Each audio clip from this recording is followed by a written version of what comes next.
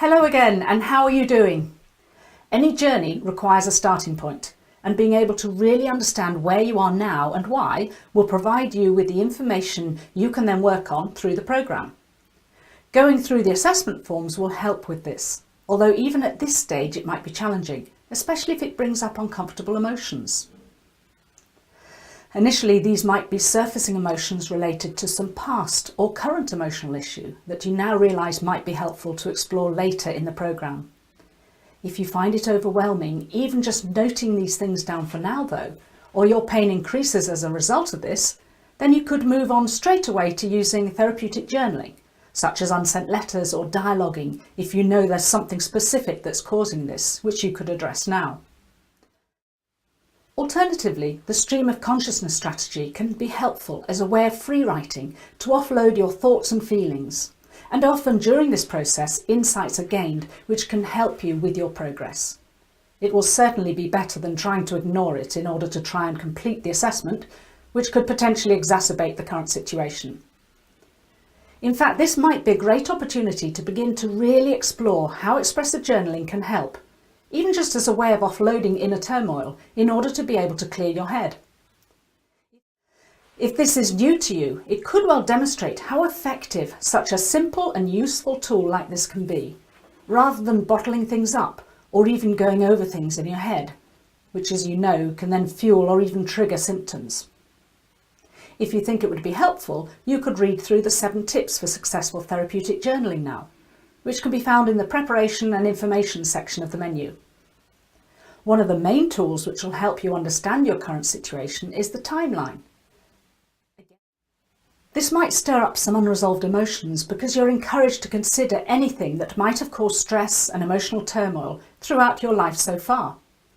Completing this, though, could be critical in you being able to identify those events and issues that might have played a part in the onset and perpetuation of your symptoms. Being able to see these in date order, plus being able to see the timing of any symptoms you have had alongside, could really help you observe patterns which will in turn help you gain insights into the links and triggers for your pain. Noting on the timeline when you had any medical interventions and treatments can also help. So when you progress to the next section, you'll be instructed to use the findings from your timeline because these will help you personalise the programme to you and your specific requirements before you actually begin. I understand that for some people it might be depressing to clearly see on the forms your current situation, and maybe even the number and significance of the traumas and events on your timeline. The aim, though, is to help you gain clarity so you can clearly see where you're starting from and what there is for you to work on. If you consider this as just preparing the starting blocks for your journey, then you can use this as motivation to begin the actual programme itself.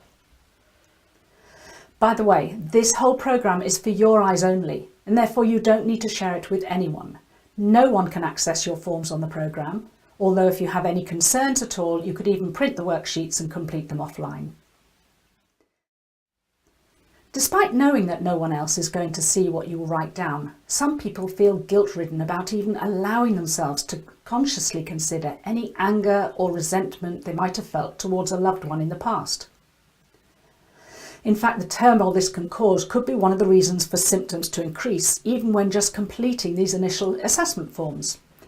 This might be because they now understand their parent, for example, only behaved as they did as a result of their own dysfunctional childhood, and they have already forgiven them. This actually makes the second stage of the therapeutic journaling easier, which is putting things into perspective so they can let go and move on. Unfortunately, though, the emotional turmoil they quite validly felt as a young child or a teenager while going through the actual period of trauma but were unable to express at the time will continue to remain unresolved if this isn't addressed. While these repressed emotions remain bottled up and unexpressed, they will continue to fuel the pain cycle, because the pain is part of a protective response from emotions that are perceived to be a real threat to this person's self-image. The guilt felt will also add to the inner turmoil related to the trauma, therefore reinforcing the pain cycle. As an example of this, I never blamed my parents for sending me to boarding school because I always understood that they felt it was the best way to provide myself and my siblings with a stable education. We moved so often due to my father being in the RAF, and at the time there was no national curriculum, so not going to boarding school could have actually caused other problems, especially for our education. I hated it, but once I left, I believed I'd left it all behind and could get on with my life. I realise now, though, that it just isn't possible for me to have experienced something like that, and for so long, without it having had a long-term impact on me, both through the emotions I bottled up and how the experience affected my personality and how I learned to behave. Understanding why I was sent to boarding school didn't help the fact that as a young girl I felt unhappy and alone, which remained bottled up and unresolved until I came across this work. Offloading in an unsent letter to my parents about how I felt when I was sent to school was not about blame, but allowing my inner child to have a voice and express how she felt, which she just wasn't able to do at the time, partly because I didn't want to upset my mother. Dialoguing with them after the unsent letter allowed me then to put it back into perspective and finally really let it all go and move on. Therefore, putting things on the timeline that you know caused you upset or trauma as a child is not about blame. It's about allowing the child you were then to have a voice, to express how you really felt, whether this is anger, fear, resentment, or any other difficult emotion. Emotions such as rage towards a loved one or fear of the loss of a loved one, for example, have the potential to cause symptoms because they're perceived to be dangerous and therefore a threat to our self-image. The risk might be that we publicly show our vulnerabilities, which due to our culture's need to fit in and be part of the tribes we associate with, would be perceived to be very dangerous. This is why our brain and nervous system react to the threat via a maladaptive protective response, which results in a manifestation of these unresolved emotions as a physical symptom, which then distracts us from what is actually the real issue. It's important to understand that it is normal to feel anger, jealousy and resentment. But bottling them up is why at some point, maybe even decades later, it can affect your health both physically, mentally and emotionally. Acknowledging these emotions consciously enables us to not just deal with them, but also breaks the pain cycle, because by doing so it becomes clear there is no danger and therefore no need for being protected against it anymore. The aim, once these emotions have been aired, is to be able to then rationalise things, put them into perspective, see things from someone else's point of view, look at what you've learned from it all, and even reach a point of forgiveness where possible. I hope this helps you see that including specific events and issues in the timeline is the first step to being able to once and for all defuse this emotional charge and let them go, which in turn will remove some of the fuel for your pain. While completing the self-assessment, you'll also be asked to consider your personality and learned behaviours. Although we're born with a personality, our experiences in life, especially in the early years, the dynamics of our family unit and place in the family will all have had an impact. If you find it hard to see how your own childhood could possibly be relevant here, it can be helpful to consider your own child, or one you know, going through your own childhood to see whether this causes you any concern. You might have no concerns at all, and therefore childhood experiences might play a very small part of it all in your condition now. But don't forget that even a child growing up in a loving family unit might still find it difficult to be able to grow up being able to express who they were. This might have been due to religious, cultural or family expectations, or an anxious parent, for example. And even if this didn't cause you much stress at the time, it will have had an impact on your personality, your beliefs and behaviours as you grew up. Understanding who you are and why will help as you begin to explore how you cause yourself self-induced stress.